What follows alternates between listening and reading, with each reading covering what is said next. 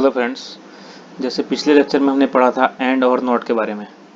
तो मैंने उसमें बताया था एंड और नॉट ऑपरेटर हमारा वेयर क्लॉज के साथ कैसे काम आता है।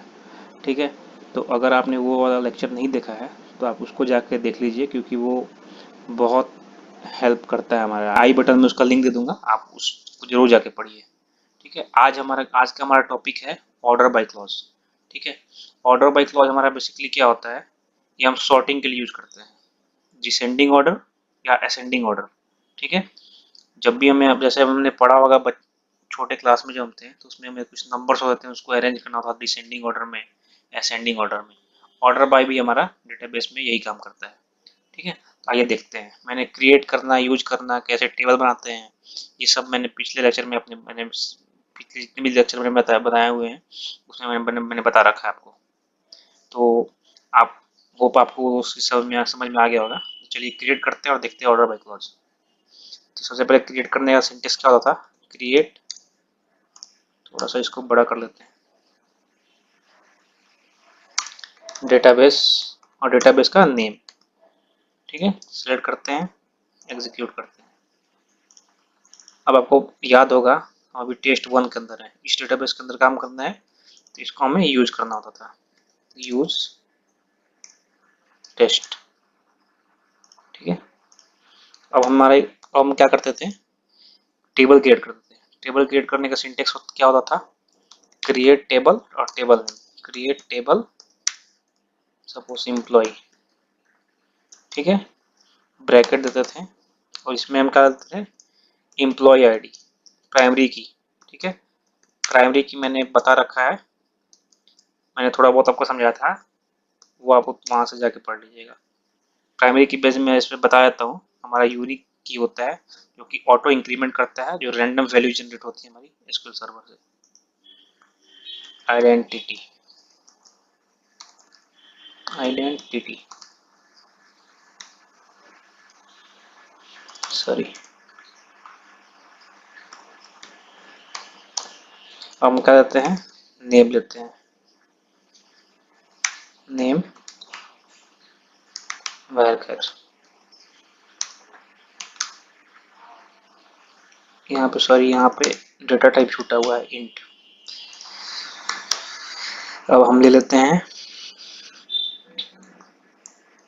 कंट्री वर्कर 50 और एक कॉलम हम ले लेते हैं सैलरी की, इंटीजर टाइप की। ठीक है। ये हमारा टेबल क्रिएट हो गया, इसको सिलेक्ट करते हैं, इसको एग्जीक्यूट करते हैं। ठीक है। अब इसमें हम कुछ वैल्यूज इंसर्ट कर लेते हैं। इंसर्ट करने का सिंटेक्स था insert into table name. Table name हमारा क्या है, एम्प्लॉय। इसके अंदर जो भी कॉलम्स हम लिए हैं वो डालना है हमें, नेम, कंट्री और सैलरी।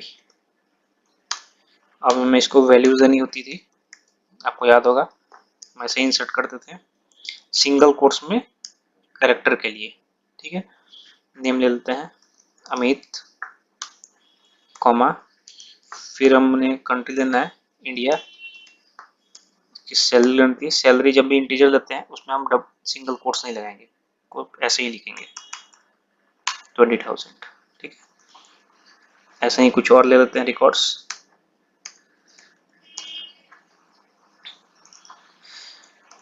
आकाश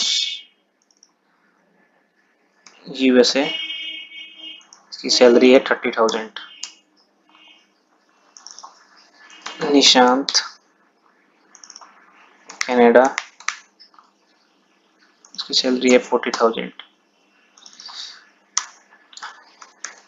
प्रशांत, इसकी कंट्री है ऑस्ट्रेलिया, सैलरी है 10,000। विवेक, विवेक की कंट्री है ब्राजील, और विवेक की सैलरी लेते हैं सपोज 50,000। ठीक है। इतने रिकॉर्ड्स हैं, हम इसको रिकॉर्ड्स को पहले इंसर्ट करते हैं। यहाँ देख सकते हैं आप 5 रिकॉर्ड्स हमारे इंसर्ट हो गए हैं। अब देखना चाहते हैं हम कि रिकॉर्ड्स हमारे इंसर्ट हुए हैं या नहीं, तो क्या कर देते हैं, सेलेक्ट कमांड का यूज करते हैं, select star from table name. मैंने आपको सब कुछ बता रखा है, सेलेक्ट कमांड, इंसर्ट कमांड, ये सब आप मेरे लेक्चर में जाकर, पिछले लेक्चर आप देख के पढ़ सकते हैं। ठीक है, हमारा रिकॉर्ड इंसर्ट हो गया यहाँ पे। ठीक है, अब हम ऑर्डर बाय देखते हैं। अब हमें क्या करना है, सपोज हमारी रिक्वायरमेंट क्या होगी कि हमें अपनी सैलरी को डिसेंडिंग में, जैसे देख सकते हैं अभी अभी 20,000 है, 30,000, 40,000, फिर 10,000, फिर 50,000। ठीक है, तो ऑर्डर बाय में बेसिकली हमारा जो बाय डिफॉल्ट एसक्यूएल सर्वर में हमारी वैल्यू क्या होती है, वो असेंडिंग होती है। ठीक है, बाय डिफॉल्ट मतलब ये असेंडिंग रखता है। अब जैसे यहाँ पे अब आप बोलिए कि 50,000 पहले आना चाहिए, लेकिन यहाँ से मैंने इंसर्ट किया है उसके अकॉर्डिंग ये आ रहा है यहाँ पे। ठीक है, 50,000 वाला जो रिकॉर्ड हमने लास्ट में इंसर्ट किया तो ये लास्ट में आ रहा है, बट बाय डिफॉल्ट हमारा असेंडिंग होता है। ठीक है, अब हम चाहते हैं, हमारी रिक्वायरमेंट क्या है कि हमारी जो सैलरी वाली कॉलम है उसमें हमारी क्या है, जो वैल्यू है वो डिसेंडिंग है। ठीक है, सबसे कम जिसकी सैलरी है वो पहले है। तो हम क्या करेंगे, उसके लिए कीवर्ड यूज करते हैं ऑर्डर बाय। मैं दिखाता हूँ आपको, select star from employ, order by, order by salary, और इसमें दो कीवर्ड यूज होते हैं, ASC for ascending and DESC for descending. और हमें यहाँ पे डिसेंडिंग लगाना है। ठीक है, तो DESC सैलरी डिसेंडिंग, तो इसका सेंस समझिए, एम्प्लॉय नाम के टेबल से सेलेक्ट करो, ठीक है, डाटा को फिच करो और उसको ऑर्डर करो सैलरी डिसेंडिंग, मतलब डिसेंडिंग सैलरी से। ठीक है, मतलब सैलरी हमारी डिसेंडिंग से होते हुए लाओ असेंडिंग की तरफ, कहने का सेंस ये है। अब आप देखिएगा यहाँ पे क्या होगा, सबसे जो वैल्यू बड़ी वाली है ये हमारा शॉर्ट हो चुका है। सबसे बड़ी वैल्यू 50,000, फिर 40,000, फिर 30,000, फिर 20,000, फिर 10,000। ठीक है, अब सपोज यहाँ पे असेंडिंग लेते हैं, तो ये हमारी क्या होगी, सबसे छोटी वैल्यू पहले आएगी और सबसे ग्रेटेस्ट वैल्यू लास्ट में आएगी। ठीक है, यहाँ पे 10,000, ये हमारा क्या है, असेंडिंग ऑर्डर है। ठीक है, ऑर्डर बाई हमारा बेसिकली यही करता है, हमारा क्या करता है, सॉर्टिंग करता है असेंडिंग में या डिसेंडिंग में, सिंपली यही करता है। हम मल्टीपल कॉलम्स को भी कर सकते हैं। ठीक है, जैसे यहाँ पे सैलरी असेंडिंग करते हैं और कंट्री डिसेंडिंग करते हैं।